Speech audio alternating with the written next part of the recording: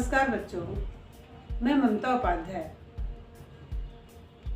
10th class के बच्चों के लिए क्षितिज गद्य खंड मानवीय करुणा की दिव्य चमक पाठ का सारांश आप तक लेके आई हूँ। मानवीय करुणा की दिव्य चमक के लेखक सर्वेश्वर दयाल सक्सेना हैं। ये मानवीय करुणा की दिव्य चमक एक संस्मरण है जिसमें लेखक ने फादर बुल्के के विषय में बताया है। इसमें फादर बुल्के की उनकी स्मृतियों का वर्णन है। फादर बुल्के ने अपने जन्मभूमि रेम्स चैपल को छोड़ भारत को अपनी कर्मभूमि बनाया। उन्हें हिंदी भाषा और बोलियों से विशेष लगाव था। फादर की मृत्यु जहरबाज से हुई। इसके साथ ऐसा नहीं होना था। ऐसा लगता है जैसे ईश्वर ने उनके साथ अन्याय किया हो। इसका कारण यह है कि सारी जिंदगी वे दूसरों को अमृत समान मिठास देते रहे और उनके लिए ही जहरबाज उनका व्यक्तित्व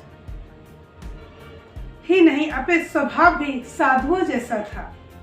लेखक उन्हें 35 सालों से जानते थे। वे जहां भी रहे अपने प्रियजनों पर ममता लुटाते रहे। फादर को याद करना, देखना और सुनना, ये सब कुछ लेखक के मन में एक अजीब शांत सी हलचल मचा देते थे। उसे परमल के दिन याद आते हैं जब वह उनके साथ काम किया करते थे। फादर बड़े भाई की भूमिका में सदैव तत्पर रहते थे। उनका वात्सल्य सबके लिए देवदार के वृक्ष के समान है। लेखक को यह समझ में नहीं आ रहा था कि फादर बुल्के की बात कहां से शुरू की जाए। फादर जब भी मिलते थे वे जोश में होते थे। उनमें प्यार और ममता कूट कूट कर भरी हुई थी। किसी ने भी कभी उन्हें क्रोध में नहीं देखा था। फादर बेल्जियम में इंजीनियरिंग के अंतिम वर्ष में थे जब वे सन्यासी होकर भारत आ गए। उनका पूरा परिवार बेल्जियम के रेम्स चैपल में रहता था। भारत में रहते हुए भी अपनी मातृभूमि रेम्स चैपल को अपनी माँ को प्राय याद किया करते थे। वे अपने विषय में बताते थे कि माँ ने बचपन में ही घोषणा कर दी थी कि लड़का हाथ से निकल गया और उन्होंने अपनी माँ की बात भी पूरी कर दी। सन्यासी बनकर भारत के गिरजाघर में आए। शुरू में ही 2 साल उन्होंने धर्माचरण की पढ़ाई की। अपना शोध कार्य भी विश्वविद्यालय में हिंदी विभाग से 1950 में पूरा किया था। उनके शोध कार्य का विषय राम कथा उत्पत्ति और विकास था। उन्होंने मातलिंग के प्रसिद्ध नाटक ब्लू बर्ड का हिंदी में नील पंछी नाम से रूपांतर किया। वे सेंट जेवियर्स कॉलेज रांची में हिंदी और संस्कृत विभाग के विभाग अध्यक्ष रहे। यहाँ रहकर उन्होंने अपना प्रसिद्ध अंग्रेजी हिंदी कोश तैयार किया। उन्होंने बाइबल का हिंदी में अनुवाद भी किया। रांची में ही उनका स्वास्थ्य खराब रहने लगा था। फादर बुल्के मन से नहीं अपितु संकल्प से सन्यासी थे। वे जिनसे एक बार रिश्ता जोड़ लेते थे कभी तोड़ते नहीं थे। दिल्ली आकर कभी भी वे बिना मिले नहीं जाते थे। वे हर प्रकार की तकलीफें सहकर भी उनसे मिलते ही थे। कोई भी सन्यासी ऐसा नहीं करता।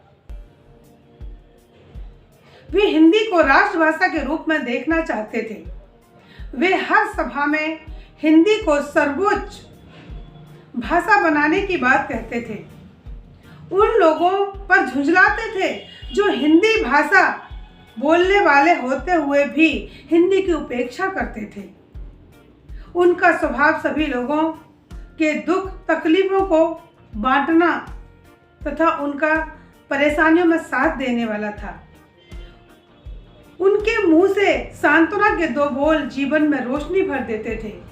लेखक की जब पत्नी और पुत्र की मृत्यु हुई उस समय फादर ने उन्हें सांत्वना देते हुए कहा, हर मौत दिखाती है जीवन की नई राह। लेखक को उनकी बीमारी का पता नहीं चला था। उनकी मृत्यु के बाद दिल्ली पहुंचे वे चिर शांति की अवस्था में लेटे थे। उनकी मृत्यु 18 अगस्त 1982 को हुई। उन्हें कश्मीरी गेट के निकट कब्र गृह में ले जाया गया।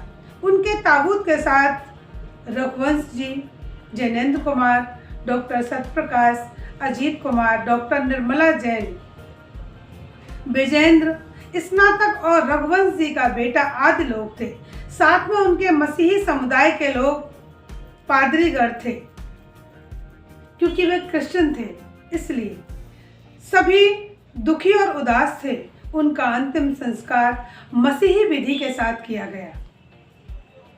यात्रा में रोने वालों की कमी नहीं थी। इस तरह एक छायादार, फल फूल, गंध से भरा हुआ वृक्ष हम सबको छोड़कर अलग हो गया था। उनकी स्मृति जीवन भर यज्ञ की पवित्र अग्नि की आंच की तरह सबके मन में बनी रहेगी। लेखक उनकी पवित्र ज्योति की याद में श्रद्धा और नतमस्तक है। धन्यवाद बच्चों।